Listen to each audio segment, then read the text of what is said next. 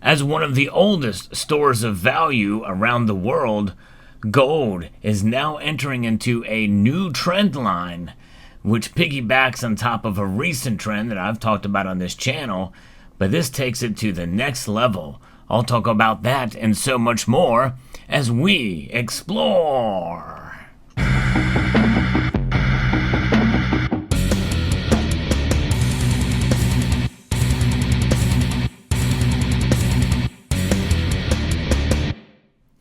Now we know about the efforts around the world to de-dollarize. It's not going to be an easy task, even amidst some of the latest news that has come forth. And within the last week, we'll talk about that in this video. But there's a lot going on with gold that is quite interesting. And I think this summer is going to be a very wild summer as we see with the BRICS nations come forth very soon in order to make a major announcement with regards to a unified currency, a trade currency. But I'll get to that in a moment. What is this new trend that is emerging? Well, I'm going to be reporting from Reuters that talks about what an increasing number of countries are doing now. Now, 2022 was the year that more and more nations around the world have accumulated gold at a pace and a level and an amount that we've not seen in the past 50 years. Pretty remarkable. 1967 being the last year that this many nations have accumulated gold. There's something to be said for that. 1967 is also a very special year because that's the year that we started to see the first 1 ounce gold bullion coin from South Africa emerge and be distributed around the world as the world's first distributed gold bullion coin to be issued. Pretty remarkable, amazing indeed. So 1967 is a very special year in that regard. But what's happening? Nations are accumulating more gold to hold in their central banks, but are they holding it in their central banks? Some of them are storing it with other nations. And so the new trend now around the world, given amidst all of these different problems that we are seeing, and lessons are starting to be learned by some of these central banks, which means they want to get it themselves. That trend is indeed not only de-dollarization, but it's also repatriation. That's right. An increasingly number of countries are now repatriating their gold reserves as protection against the sort of sanctions imposed by the West on Russia. According to an Investigo survey of central bank and sovereign wealth funds that was just freshly published. The financial market rout last year caused widespread losses for sovereign money managers who are fundamentally rethinking their strategies on the belief that higher inflation and geopolitical tensions are here to stay. That's right. Let that sink in, folks. Even though we've seen disinflation come down almost half of where it was, that second half, in other words, double where inflation is now, it's at 4% here in the United States, but other nations have it worse. You're going to see that be a much tougher road to go, and so likely we're going to be stuck with inflation higher in some areas around the world, and in terms of some areas, in terms of the economy, the economic sectors are going to feel it worse than in other places. But what does protect from inflation? Gold, the ultimate protector, I believe, more than anything else, as a hedge against economic instability. Central banks know this. Now, over 85% of the 85 sovereign wealth funds and 57 central banks that took part in the annual Invesco Global Sovereign Asset Management Study believe that inflation will now be higher in the coming decade than in the last decade. Folks, that's huge. That is something we must consider here for our own personal portfolio, holding on to gold in times where we believe that inflation is here to stay. In fact, we could very well see stagflation if things don't turn around soon. Gold and emerging market bonds are seen as good bets in that environment. But last year's freezing of almost half of Russia's $640 billion of gold and foreign exchange reserves by the West in response to the invasion of Ukraine also appears to have triggered this shift, folks. The survey showed a substantial share of central banks were concerned by the precedent that had been set. Almost 60% of respondents said it had made gold more attractive. And isn't this an attractive pile of gold to look at? Because what is it? It's just the allure of the color of gold and the density of the metal to hold it in your hand. It does not react. It does not tarnish.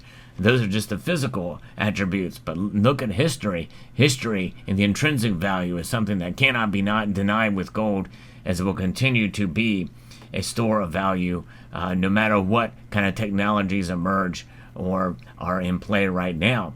Central banks, they want gold. Yes, indeed. And that's exactly what's happening. That's why it's so attractive. 68% were keeping reserves at home, by the way. This is the repatriation. 68% were keeping their reserves at home compared to 50% in 2020. That's a huge shift. That is a new trend that is likely probably going to continue to increase.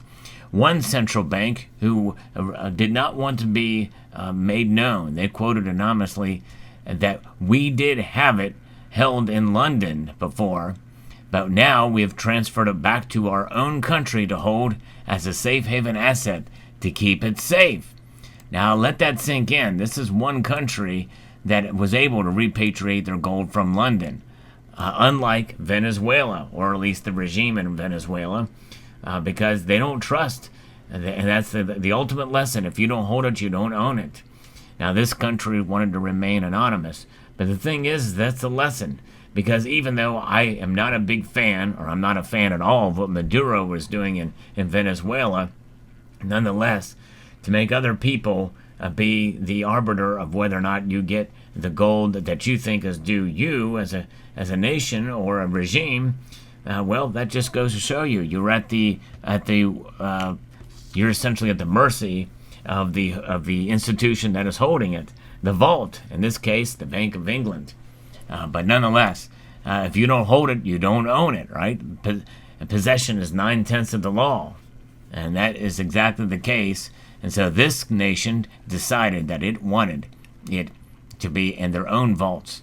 And so Rod Ringro, Invesco's head of official institutions who oversaw the report, said that's a broadly held view. If it's my gold, then I want it in my country, has been the mantra we have seen in the last year or so. It's becoming an increasingly thing, and that's de-globalization that we're seeing, as well as de-dollarization, by the way. Because why do these nations hold it in London and these other places? Because they are the hub of the trade of gold. It makes it easier to trade in and out of gold, to sell it, to buy it, and to hold it and have it just stored there. But now they're wanting to do it themselves. And in reality, that makes the most sense. Liquidity is certainly an issue, but security is also an issue, but not quite as much. Some of these nations, well, they're very much heavily guarded, for their own interest. And likely they will definitely do that with gold, too. So that is something. But diversification is also key here. We have geopolitical concerns combined with opportunities in emerging markets are also encouraging some central banks to diversify away from the dollar. A growing 7% believe rising U.S. debt is also a negative for the greenback, although most still see no alternative to it as a world reserve currency. Though those that see China's yuan as a potential contender fell to 18% from 29% last year. Now that's also huge, and it is a negative with that. But no real alternative yet. But that could change come August, depending on how this announcement comes out. As I mentioned in a comment and a posting from my most recent video talking about that gold essentially could explode if they were to talk about plans to implement gold as part of this new BRICS currency for trade. Well, that very well could be a legitimate contender to the dollar. But nearly 80% of the 142 institutions surveyed see geopolitical tensions as the biggest risk over the next decade, while 83% cited inflation as a concern over the next 12 months. So both of those things are top of mind for these institutions. And keep in mind, too, we really don't know officially for sure if gold will be a part of that new currency coming out of BRICS. We'll find out in August. But Russia has said that it will be a part of it. But we'll have to see how that plays out. Infrastructure is now seen as the most attractive asset class, particularly those projects involving renewable energy generations. So concern over China mean India remains one of the most attractive countries for investment for a second year running, while the nearshoring trend, while companies build factories closer to where they sell their products, is boosting the likes of Mexico, Indonesia, and Brazil.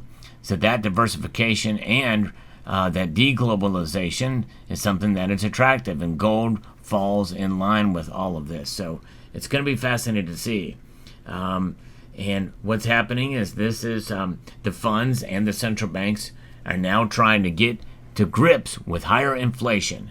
And it is a big sea change. This is a massive new trend that we're seeing here. And that could set the stage for gold just to go up in price. And maybe even from here on out, even if the Federal Reserve decides to raise rates in literally weeks from now, a few weeks from now. It could be that this news and the buzz that we're seeing coming out of BRICS very well could be enough to keep gold elevated to where it is now, if not higher. We'll find out. And nonetheless, a fascinating news story here. And let me know what your thoughts are about it. Hope you found this video informative, insightful, and educational. I'd like to extend a multitude of gratitude to each and every one of you for taking the time to watch, and to encourage you to please rate, share, comment, and subscribe.